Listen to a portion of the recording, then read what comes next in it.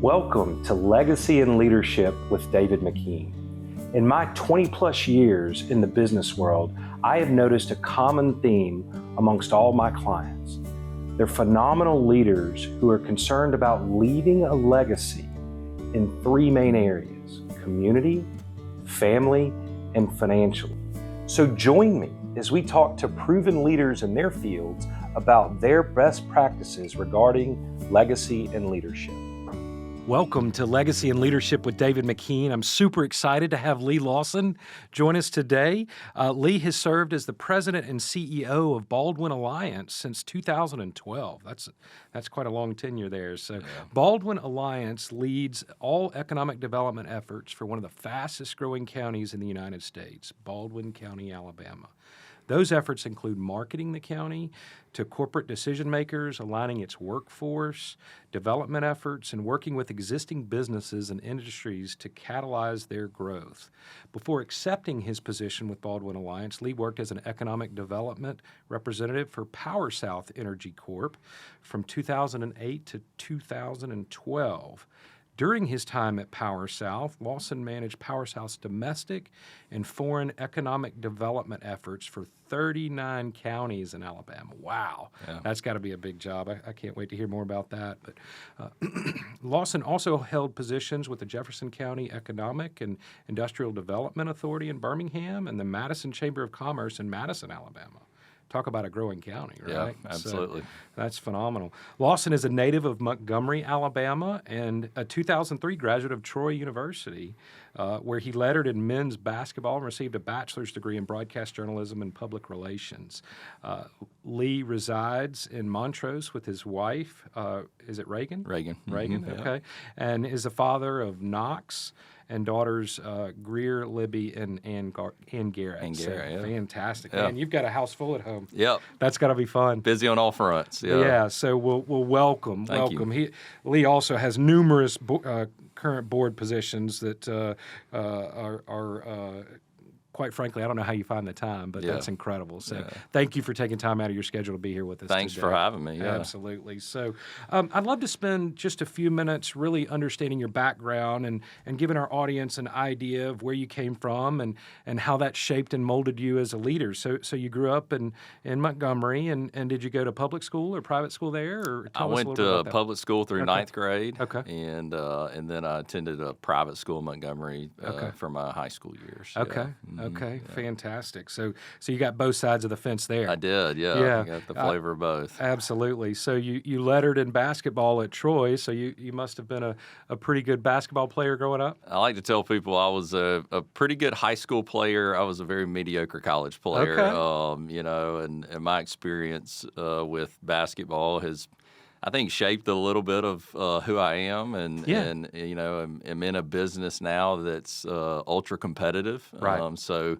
I found a way to keep staying the competitive juices flowing in a professional manner from my background and competing in athletics too. And I tell this story. I played just my freshman year at Troy, and wanted to go to a school I knew would still be a school I'd want to attend and have an opportunity to play basketball, and that's why Troy and the opportunity to attend there was. But I had a great head coach, Don Maestri, a longtime coach there at Troy, very successful coach, and went to him after my freshman year and just said, "Hey, Coach, I was an invited walk-on, and I said, I've done all the things. I've made the grades. I've put in my time. Is there any opportunity for a scholarship?" And he said, "Lee, they treated the junior college ranks like they do the transfer portal now. We were a big JUCO transfer school, and I was one of two true freshmen my year, and there was one true freshman the year before that, one true freshman the year after that. So really heavy in the JUCO transfer." He said, "Lee,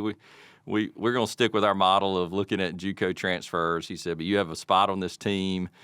If you want it, we'd love to have you stay on the team." And I said, "Well, I'm going to go home and meet with my parents this weekend and just talk through it, because student life and other things were of interest to me outside of basketball at the time." Well, I come back home after that weekend and walk into Coach Maestri's office. We called him Mace. And before I could get a word out of my mouth, he said, "Lee, you're going to do a lot of good things in life. Basketball is not one of them." Really? And he slid a card across his desk and it was the sports information director. He said, "This is Tom Strother. He's waiting on you at his office. He's got a scholarship lined up for you to work in the Really? sports information department." So Wow. that's how my basketball career came to be, and then came to an end all at the same time. And I got some real valuable experience working in the sports information department and working across the university outside of basketball. But basketball, my love for the game and my passion to compete and all that's never left me. I've found a great opportunity in a career that allows me to still compete and still win. And that's really the business of economic development, is positioning our community to win. And so that's kind of translated throughout my life, even after basketball ended for me. Yeah, that's fascinating. I want to go back to something you said earlier. You said basketball has shaped and molded you. How specifically has it shaped and molded you, and has it also shaped and molded you as a leader? Yeah, I mean, I think so. I mean, I've had a lot of great coaches throughout my time. One of them very impactful to me was my high school coach. Okay. A guy named Jack Schweers, and Coach Schweers was just a phenomenal man, leader, Christian, and so my time playing for him in high school was tremendous. We had a magical team in high school. My senior year, I had a teammate of mine who's still a friend of mine go to play for Nolan Richardson at Arkansas. Wow. His younger brother, who was on our team, played defensive end at Auburn. So we had a lot of great athletes on that team. We went 31-1 my senior year and won a state championship. Still the only boys basketball team from our school to ever achieve that. Wow. And the reason I ended up at Troy is we had a magical run through the playoffs, and our regional site was at Troy. And I had the fortunate to have a great tournament, be the MVP of the regional final and be the MVP of the state finals. My goodness, and what an so accomplishment. just a magical run, magical experience that a lot of kids don't get, right? Yeah. And so I think that's shaped and molded me because I was a senior on the team. Right. My teammate, Blake Edens, who went on to play at Arkansas, was a great leader and teammate and friend. So you just, in going through an experience like that, you face adversity as a team. Sure. You get trials and tribulations throughout a season, and then having a great coach that, put leadership at the forefront. I mean, we had I won't forget this. We had a practice schedule every day, so taped to the wall. So it had our rundown of our practice every day. So we knew exactly what we were doing every day. But it started with a leadership quote, So every day that's on the wall, and there's a different quote every day at practice of, hey, how do you build as a team? How do you stay a leader in your individual role, no matter what your role is? And I think that's transcended into economic development, because no matter the project, no matter the company you're working with, no matter what initiative you're engaged in the community, the role of the economic developer is different every time. I jokingly tell people all the time, it's a lot like somewhat of a football team. The goal is to win and the goal is to succeed and have success, but the role looks different depending on the project, depending on where we sit at the table. I tell sometimes, we get all the credit and get to play quarterback, right? And then sometimes we're asked to go play lineman, or sometimes they're just asked to go sit on the bench and cheerlead, right? And cheer for opportunities. So it's shaped and molded me in a way that you got to know your role. You're going to have adversity, and you got to kind of, like sports, in the off season, you got to put a lot of work in. When no one's watching, when no one's looking, when there's no big announcement for a company and cutting the ribbon on a big facility, which is where we usually are seen as economic developers, or the fruit of our labor. But our labor happens well in advance of that big public opportunity to show off what we've done and what we've won, and you've got to be consistent in that. And I think that's the translation from my time in basketball is, in the preseason, in the off season, you got to be working, you got to be practicing, and the same's true in economic development. You got to be planting the seeds, you got to be getting your community ready, you got to have your workforce elements in place for when that company shows up and it's your turn to pitch, your turn to sell them in a short window. You got to make sure you've been doing all the things for months and years before that to prepare yourself for that opportunity to win. I love that. That's phenomenal. I want to go back and really harp on something that you said, because I think it's so it sounds like it was transformational for you, but I think for our community as well, as leaders, your coach as a leader would drip on y'all every single practice day with a leadership quote. And if listeners, if you take any one thing from this, to me, I would equate that to water dripping on a rock over time, right? Sure. That slowly it begins to shape and mold that rock, and so it's delivering that leadership content, and sometimes it lands and sometimes it doesn't. And so I want to encourage the leaders that are listening to this to take advantage of that wherever it is, whether it's in your family, whether it's in your job or in your community, to really take advantage of that that idea and that method, if you will, of continuing to shape and mold leaders. So, sure. And I think there was a moment in time there, too, where it was even as impactful. Early on in that year, Coach Swear sat Blake and I down, pulled us in a room together and said, hey, you guys are the top two guys on the team. Yep. He said, but he saw a lot of struggle between the two of us because we both were alphas, right? Yep. We both wanted to lead the team. We both thought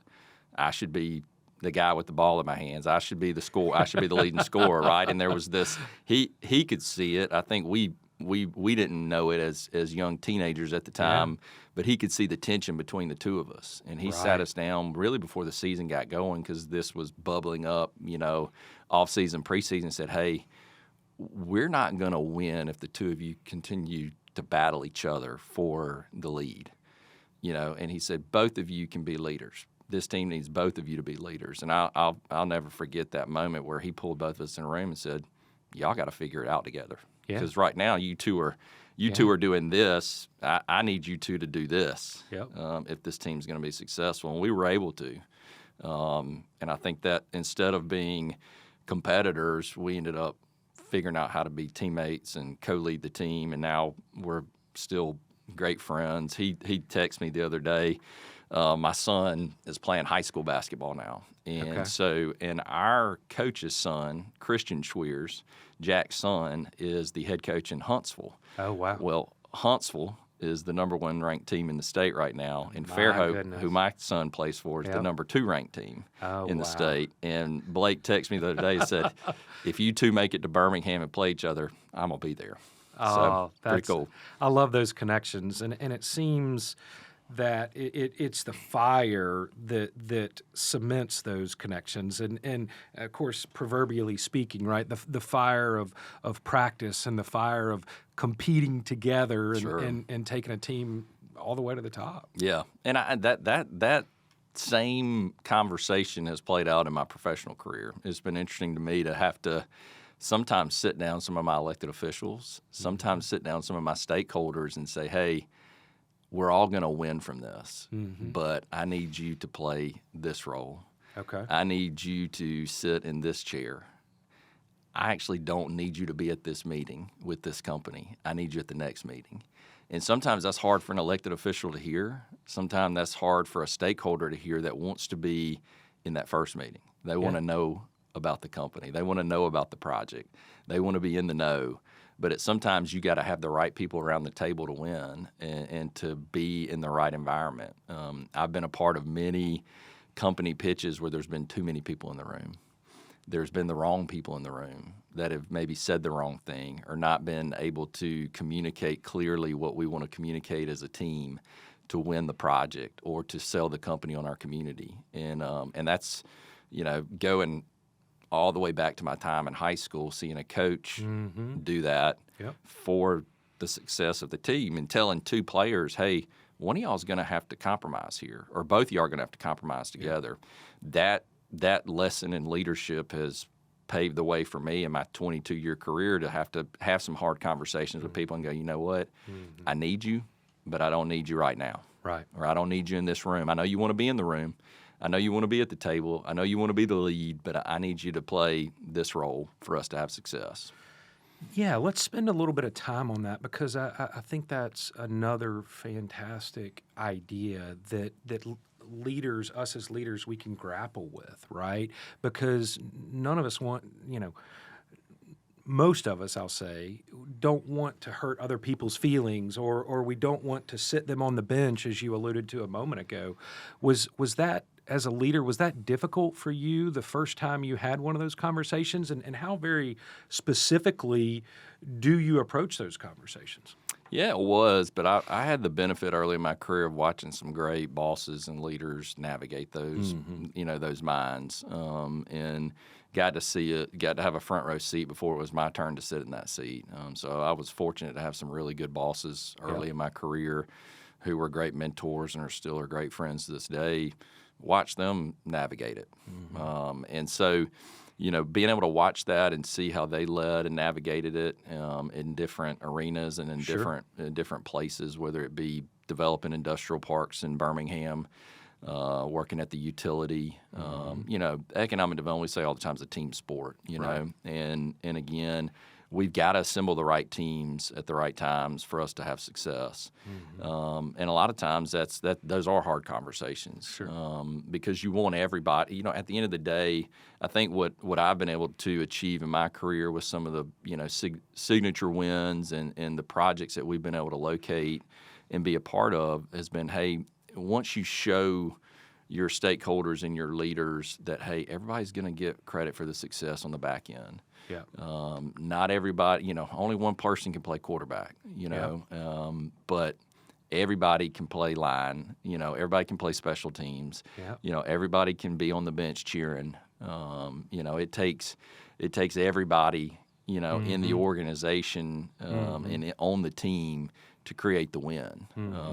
And so that's been impactful for me to be able to have a seat on the team and watch some of the other leaders that I got to watch early in my career navigate that.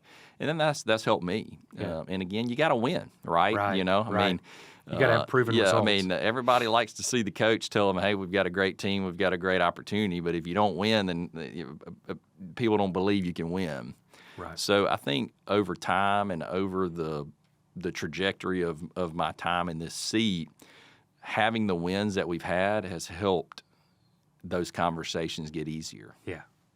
No, that makes a lot of sense. So is your natural style to rip the Band-Aid off in that scenario, or is it to come around it from the side, or when you're asking people to sit on the bench? It's all personality driven, all the right? above. You have to evaluate the person you're having to have the conversation with and see where the best scenario is. Sometimes it's, hey, bringing in a great partner or stakeholder that has a better relationship with that person to help deliver that news. Yeah. And so, I mean, every situation is different. But at the end of the day, I think the more direct you are, the more upfront, honest you are at the front of the conversation, the better the outcome always is. I have a leadership mentor that when he's letting somebody go, he says just that from the beginning. Today's your last day. And completely rips that Band-Aid off and is very direct and then moves forward with the rest of the conversation. Yeah. It sounds like you take a more direct approach as well. Yeah, I mean, I think you have to, and I think people appreciate that. At the time of the conversation, it may be tough for someone to hear that. Sure. But I think on the backside of all those conversations, honesty and upfront transparency has always helped those conversations on the backside. And then when you have the success and you're then the person you had to tell, hey, I needed you in that role that you didn't foresee yourself playing, then you give them the microphone at the big announcement. Then they get the why behind the what. Then yeah, I like that, and it sounds like, Lee, that you really try to lead with a lot of humility, because there are some leaders that they want to take the credit. They want to take all the glory. And I heard you say a moment ago that when you have these wins, that you point to other people and that you point to team members that were instrumental in that. Can you talk a little more about that? Yeah, I mean, that's a tough balance in our business, because the business of economic development is confidence, right? Is leading from a position of you're selling, right? I mean, you're selling, you're marketing, you're packaging up a product sometimes that is not very tangible. I mean, you're selling a community. You're selling opportunity. You're selling the future to corporate decision makers of Right. what the here and now is, and then what the community can be for them 10, 20 years down the road for their opportunity. And so when you're in that business, there is this balance in the economic development business. And I think in the past, so many professionals in our arena have said, "Oh, I need to be in the background. I don't need to be in the foreground. I need to let others kind of be out front." And that's been a delicate balance, because then again, a lot of people, the company, your stakeholders, your partners are looking to you to be the leader too. Right. And so sometimes you have to be up front. You Right. have to be kind of in the spotlight. And that is a balance. And that's one that is not easy, but it's one that if you master, I think, well, then it creates those opportunities for success. Because at certain times you kind of got to be the point person. Right. And for our business in economic development, that's important. And it's important when you're dealing with a company that you're having these long conversations. I tell people all the time, a lot of the projects we deal with are very long lead times. Yeah. I mean, you're starting at a point, and some of the projects I've worked in my career, they've been 2-3 year ventures before you ever get a decision. Yeah. And so a lot of these companies and a lot of the representatives of these companies, they typically want one point person. They want to hear one voice. And I think the projects that we've been successful on, I can look back and go, all right, we did speak with one voice, and it did funnel through me. Okay. And I did have the confidence of the team to be the tip of the spear. And then the ones that maybe we weren't successful on, I can look back and go, wow, that communication channel was very disjointed or was not very clear and didn't have one focal point. Yeah, that makes a lot of sense. And you mentioned confidence, and I hope I can use a synonym of trust. How as a leader have you very practically worked to build trust and confidence of your team members? I think it's having just bold confidence yourself. Okay. I think for our business, there's times where you can lack confidence. There's Right. times where a project can go sideways. Right. There's times where you can be told, hey, Lee, great pitch, great team, great site, but you finished second. Yep. And a lot of times there's not a clear, definitive reason of why you finished second. They just chose a different location over you. And there's a lot of times you kind of got to look yourself in the mirror and go, wow, man, I have finished second many times, just like our large industrial mega site in the north part of the county. We finished second a lot before we finally finished first. Yeah. And I think that's the perseverance that you have to have in our business. Right. Really a lot of businesses out there. You got to be told no a lot. You got to be told you finished second a lot before you finish first. And I think the most important part that whole process played, because that was about a 9-10 year journey before we had success there. Yeah. And I tell people all the time, in our business of economic development, you spend a lot of time, energy, and resources in finishing second, and no one knows about it. Right. The only time people know that you've had success is when you finish first in our business. Sure. And you spend a lot of time finishing second in our business. And so I think that's showing your stakeholders, showing your partners that, hey, we just didn't finish second and get told, hey, you weren't the one, Right. and just go, oh, well, that's just another finish. So we got better every time. So, Love it. I the love people, the representatives of companies that were given the task of telling me I didn't win, Yep. the question back to them was always why. Tell me why. Give me the details of where we fell short, and then let me go improve upon that. And we did a lot of things over that time continuum of that 10-year span to hit the largest investment in state history in Novellis at that site, but we were told no, or we finished second a bunch in that 10-year time, but every time we did something to try to make ourselves better the next opportunity we had. And one of those outflows was what now is Baldwin Preparatory Academy, the state's first standalone career tech high school. We kept getting told, hey, the workforce feels a little slight in North Baldwin. We're not sure the density is there for what our project needs are. And we locked arms with our county school system and said, hey, we're putting 55 to 60% of high school seniors into the workforce. Where are they going? Yeah. And the answer we got back was a little not clear, not direct. And It was like, all right, well, we've got 9 high school feeder patterns across the county. And how do we then merge all that? Because we pitched a small little example of what now is Baldwin Prep on Bay Minette's high school campus for a project. And that project never happened, but the consultant on it was a good friend of mine, and I went back to him. I said, hey, help me get better. Help me understand why you evaluated us the way you did. And he said, well, that thing you pitched on Bay Minette's high school campus, that was a great idea, something a little unique that we haven't seen before. Yeah. Lee, how many high school feeder patterns do you have in Baldwin County? And I said, well, we've got 9. He said, make that bigger. Harness all 9 of them. Yeah. And so that's when we jumped in with our county school system and said, what are we doing for career tech? And they said, well, Lee, we're really looking at that. We've got a 55-year-old facility in Robertsdale and a 60-plus-year-old facility in Bay Minette. We really need to do something for career tech and workforce development. I said, well, good, let's jump in together.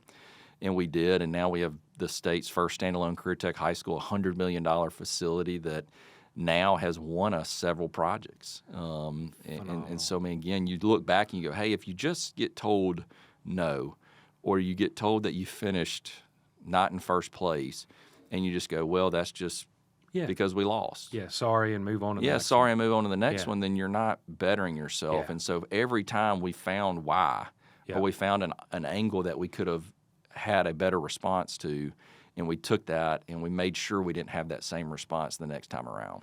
Yeah, and I just want to underscore that we as leaders need to continue to get constructive feedback, whether we win or lose, in ways that we can improve, because you and your organization is living proof that works, and that it helps make you better. And I think that's incredible. That'll do it for part 1 of this episode. Please join us in a couple of weeks as we drop the second part of this episode. I promise you won't want to miss it.